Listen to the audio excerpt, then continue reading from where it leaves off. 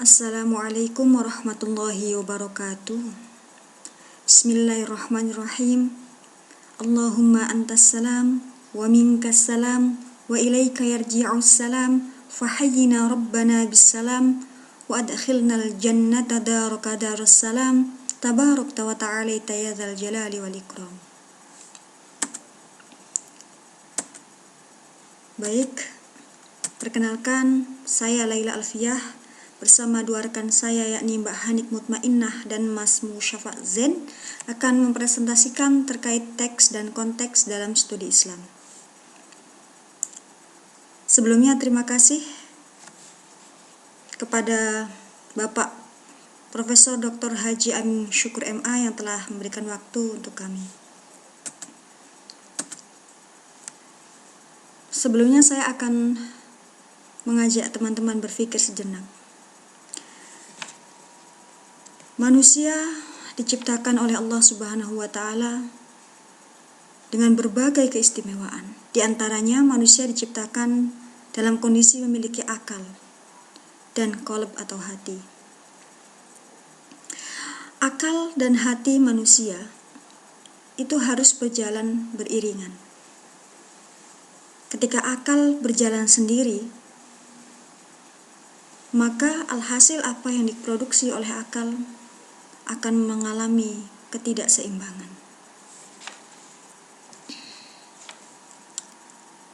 Akal manusia terus memikirkan, memproduksi ilmu pengetahuan, memajukan ilmu teknologi, dan membuat hal-hal yang mempermudah manusia. Jangan lupa bahwa akal selain dapat memberikan manfaat yang begitu banyak untuk manusia, juga dapat memberikan banyak madarat atau kerusakan bagi manusia. Akal hanya berpikir bagaimana memajukan peradaban, namun hati berpikir bagaimana kemudian mendapatkan manfaat yang baik dari apa yang diproduksi oleh akal.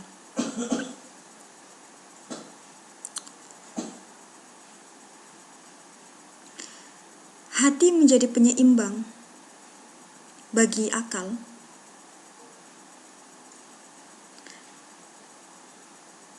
karena hati memiliki intuisi, sehingga hati dapat memilah mana yang baik dan mana yang tidak bagi kehidupan umat manusia. Agama, khususnya agama Islam, dalam hal ini menjadi wadah yang menyatukan antara hati dan pikiran.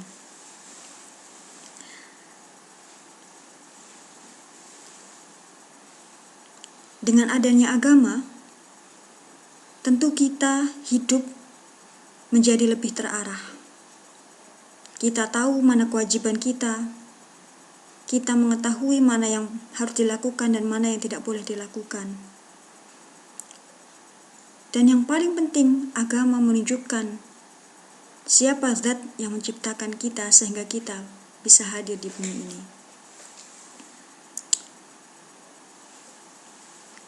Jika kita telisik, agama Islam khususnya mempunyai sejarah peradaban yang sangat panjang. Agama Islam memiliki dua kitab sakral, yakni Al-Quran dan Al-Hadis. Yang mana kedua kitab itu tidak seorang pun diizinkan untuk merubah isi atau teks pada Al-Quran dan Hadis. Islam jika dikaji sebagai studi keilmuan, maka terbagi menjadi dua hal. Yang pertama, Islam dimaknai sebagai agama yang absolut atau agama yang mutlak, sehingga tidak satu pun yang dapat merubah agama ataupun merubah teks Al-Quran dan Hadis. Yang kedua, agama dimaknai sebagai sebuah ekspresi keagamaan atau lebih tepatnya rutinitas keagamaan, di mana setiap budaya dari masyarakat itu mempunyai hak untuk memberikan interpretasi aktivitas keagamaan.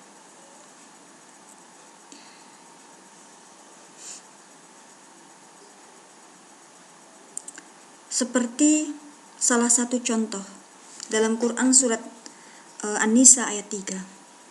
A'udzu billahi minasyaitonir rajim. Bismillahirrahmanirrahim. Wa in khiftum alla tuqsitu fil yatama fankihu ma taba lakum minan nisa'i mathna wa thulatha wa ruba' fa in khiftum alla ta'dilu fawahidatan aw ma malakat aymanukum. Dan jika kamu takut tidak akan dapat berlaku adil terhadap hak-hak perempuan yang yatim bila mana kamu mengawininya, maka kawinilah wanita-wanita lain yang kamu senangi 2, 3, atau 4. Kemudian, jika kamu takut tidak akan dapat berlaku adil, maka kawinilah seorang saja atau budak-budak yang kamu miliki. Yang demikian itu adalah lebih dekat kepada tidak berbuat aniaya. Dalam Quran surat An-Nisa ayat 3 di sini ada 2 golongan yang saya contohkan. Satu golongan yang pro terhadap poligami mengatakan ayat ini, Quran surat An-Nisa ayat 3 merupakan ayat yang memperbolehkan terhadap poligami. Bahkan lebih jauh, ayat ini merupakan ayat yang menganjurkan untuk berpoligami. Itu penafsiran yang muncul dari melihat teksnya saja. Kemudian golongan yang kedua yang menghadirkan konteks mengatakan ayat tersebut merupakan ayat yang ketika dirujuk pada konteksnya adalah ayat yang sejatinya mengangkat derajat anak-anak yatim. Jadi ayat ini berusaha untuk melindungi anak-anak yatim dengan cara menikahi, agar anak-anak yatim tersebut dapat dijamin kehidupannya. Lebih jauh lagi, tinjauan dalam segi sosial historis mengatakan ketika ayat ini turun, peradaban Arab pada masa itu, sebelum Rasulullah datang pada masa jahiliyah, itu punya semacam tradisi menikahi perempuan puluhan bahkan ratusan. Sehingga dengan datangnya ayat ini bukan memperluas atau memperbanyak jumlah menikahi perempuan, akan tetapi mempersempit pada konteks sosial historis pada masa itu. Sehingga ketika ditarik ke ranah kekinian, maka akan dihasilkan maka akan diperoleh hasil penyempitan makna dari 4 ke 1. Dan catatan dari ayat ini adalah fa in khiftum alla ta'dilu fawahidatan aw ma malakat aymanukum. Ketika kamu tidak mampu berbuat adil, maka satu saja. Keadilan di sini juga mengalami banyak perdebatan. Ada yang mengatakan adil, ulama-ulama kontemporer mengatakan adil di sini itu tinjauannya ada 2 aspek. Yang pertama adalah adil dengan cara memberikan nafkah. Yang kedua atau material ya. Yang kedua itu adil dengan secara biologis, memberikan rasa cinta, kasih sayang, memberikan perlindungan, rasa aman. Dan hal itu tidak akan dapat diperoleh ketika mempunyai istri lebih dari 1, karena tidak satu wanita pun yang merasa adil ketika suaminya memiliki istri yang lain. Dan yang bisa berbuat adil di dunia ini hanya satu, yakni Rasulullah SAW.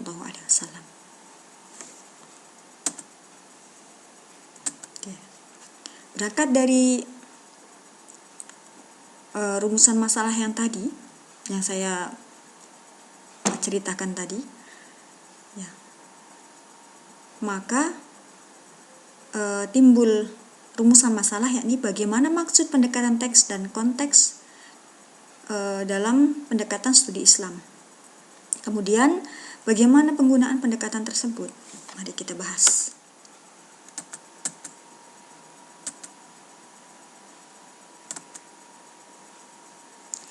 Pendekatan studi Islam. Oke. Berbicara mengenai studi Islam, mari kita bahas dulu studi Islam itu apa sih sebenarnya. Studi Islam atau Islamic Studies merupakan upaya mempelajari Mempelajari di sini mencakup ajaran, praktek-praktek ibadah maupun rutinitas sehari-hari para pemeluk agama Islam. Dalam bahasa Arab biasa disebut dengan dirosat al-Islamiyah. Kemudian Islam yang dijadikan sebagai objek studi itu terbagi menjadi dua. Yang pertama, Islam sebagai doktrin, dan yang kedua, Islam sebagai ilmu atau scientific.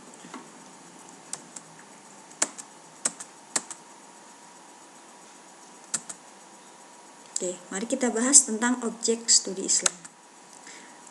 Oke, silahkan teman-teman lihat. Di sini saya punya gambar sirkulasi objek studi Islam. Studi Islam pada objek pertamanya yakni kitab suci Al-Quran dan hadis, kemudian mengalami beberapa pendekatan ya. Di sini ada 4 pendekatan. Yang pertama institusional, kemudian tool atau alatul ibadah, truth atau al-afkar ad-diniyah, kemudian social interaction. Oke. Institusional. Apa itu institusional? Institusional itu lembaga atau golongan yang mempelajari atau berupaya untuk memberikan interpretasi terhadap kitab suci ayat Al-Quran. Kalau di Indonesia contohnya misalkan lembaga NU, kemudian Muhammadiyah, Ahmadiyah, kemudian FPI, dan lain sebagainya. Kemudian ada truk atau al-afkar ad-diniyah, ya itu tempat untuk ininya ya, melakukan rutinitas keagamaan seperti masjid, musola gitu. Kemudian tool atau alatul ibadah. Alatul ibadah di sini yang kita sering jumpai seperti tasbih, kemudian sajadah, kalau untuk perempuan mukena, kemudian peci. Ya, alat-alat yang bisa digunakan untuk aktivitas beribadah umat muslim. Kemudian social interaction. Dari alat untuk beribadah, kemudian institution, kemudian itu menghasilkan social interaction. Social interaction itu hubungan antara satu golongan dalam agama Islam dengan golongan yang lain. Contohnya misalkan orang NU berhubungan dengan orang Muhammadiyah dan lain sebagainya. Atau berhubungan dengan organisasinya sendiri atau golongannya sendiri, orang NU bersama dengan orang NU misalkan. Itu menimbulkan social interaction. Berikutnya adalah teks dan konteks. Oke. Teks itu apa sih? Teks merupakan suatu usaha dalam memahami makna tekstual dari ayat-ayat Al-Quran. Jadi ya plek dengan sesuai dengan tulisannya gitu, cara menafsirkannya itu.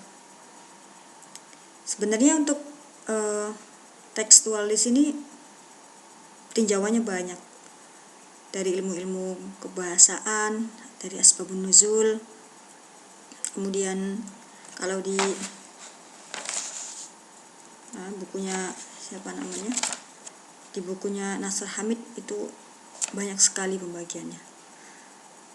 Namun itu pada intinya masih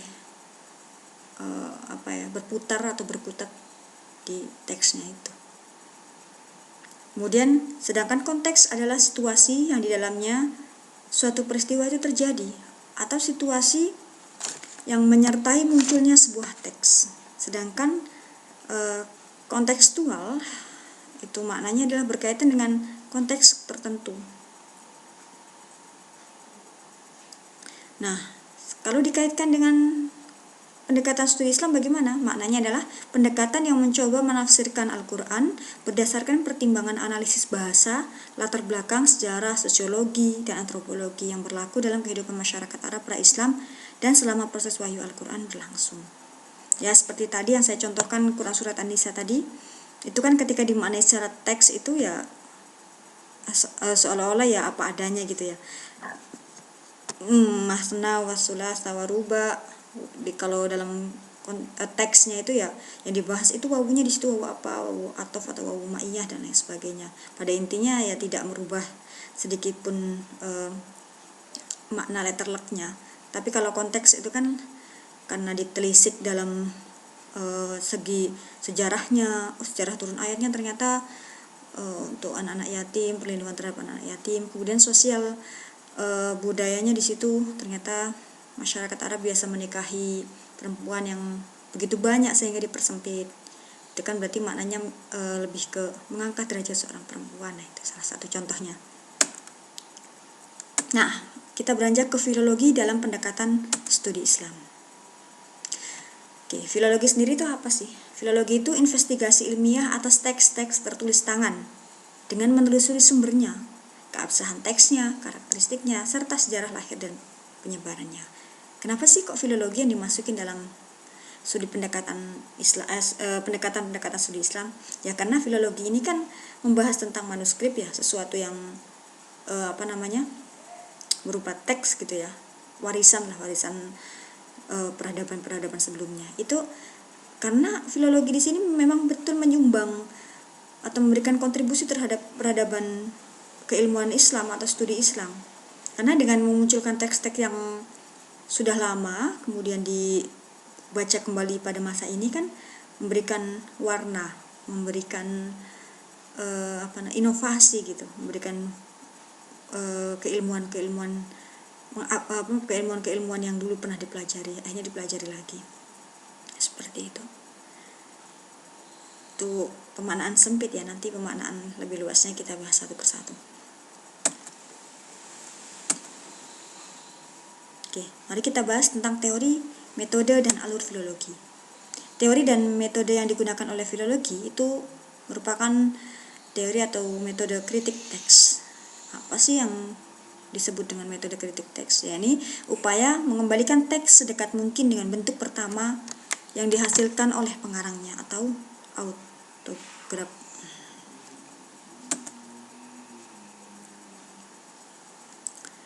Oke. Kemudian bagaimana alurnya? Alur dari riset filologi di sini pertama berawal dari penentuan teks. Penentuan teks di sini, jadi contoh misalkan saya seorang filolog ya, saya ingin meneliti sebuah manuskrip. Tentunya saya akan menentukan kira-kira judul yang akan saya ambil itu kemana ya arahnya. Oh, karena saya ingin meneliti terkait studi Islam, maka saya akan mencari teks atau manuskrip karangannya ulama-ulama dari Islam gitu ya. Ketika sudah ditemukan, maka ketika judulnya sudah ditentukan, misalkan dari tafsir, kan udah ketentuan ulamanya ulama dari Islam gitu. Kemudian ditentukan coraknya, seperti tafsir atau kitab tauhid atau fikih gitu, atau pengobatan tradisional ala Islam dan lain sebagainya. Setelah ditentukan, lanjut yang kedua, yaitu inventarisasi naskah tulisan tangan, yakni menelusuri dan mencatat keberadaan naskah yang memuat salinan dari teks yang akan dikaji. Adapun cara inventarisasi naskah bisa melalui katalog naskah, buku yang menjelaskan naskah terkait, jurnal, artikel, dan lain sebagainya. Kebetulan ini saya pernah ikut menelusuri salah satu manuskrip di Al-Azhar. Lebih tepatnya saya menemani suami saya. Di sana kita mencari inventarisasi. Ternyata dapatnya itu dari katalog. Ada katalog di Maktabah Al-Azhar, ada katalognya. Terus kita lihat di katalog, ternyata ada salah satu judul yang bagus, yang menarik. Kemudian kita kaji dan kita dapat kasetnya. Itu barangkali untuk penelitian berikutnya. Kemudian yang ketiga ada deskripsi naskah, yakni melakukan identifikasi baik terhadap kondisi fisik naskah, kemudian identitas kepengarangan, dan penyalinan dengan tujuan memperoleh deskripsi teks secara utuh. Ya, kan tadi judulnya udah ditentuin, kemudian dilihat, ternyata di katalog ada, kemudian baru mendeskripsikan naskah, ya, kan udah dapat naskahnya baru dibuka kan, dan identifikasi. Bagaimana kondisi naskahnya, masih layak untuk dibacakah atau hurufnya sudah pada hilangkah. Kemudian pengarangnya masih kelihatan apa enggak, atau jangan-jangan enggak ada pengarangnya. Kemudian penyalinan itu ya biasanya karena kondisi teksnya itu sudah tidak begitu bagus sehingga tidak begitu terbaca, sehingga perlu disalin biar bisa dibaca. Kemudian keempat itu perbandingan fisik naskah dan teks. Yang kelima, penyuntingan teks atau membuat salinan edisi yang dapat dibaca dan dipahami isinya sehingga dapat diambil manfaat keilmuan yang terdapat dalam teks tersebut. Disunting ya. Kalau udah dibandingkan antara fisik naskah dan teks, kemudian disunting, setelah penyuntingan kemudian berlanjut ke penerjemahan. Kalau teksnya misalkan bahasa Arab yang kuno, maka kemudian ditambahi terjemahan bahasa Arab yang kontemporer ya. Kan bahasa itu kan mengalami penyempitan, kadang juga perluasan makna. Dan kalau misalkan teksnya itu di Indonesia, misalkan teksnya ulama Nusantara, bahasanya itu bahasa Indonesia atau bahasa Jawa yang sangat lama gitu, yang susah untuk dimengerti. Kita carikan ahlinya, kemudian kita minta beliau untuk menerjemahkan ke bahasa Indonesia yang baik. Kemudian yang ketujuh adalah analisis isi, atau dengan kata lain menelaah teks dan konteks sesuai perspektif yang digunakan oleh peneliti. Oke, demikian itu yang dapat saya sampaikan. Selebihnya saya mohon maaf. Oke, selamat menyaksikan part 2 yang akan dipresentasikan oleh Mbak Hanik Mutmainnah.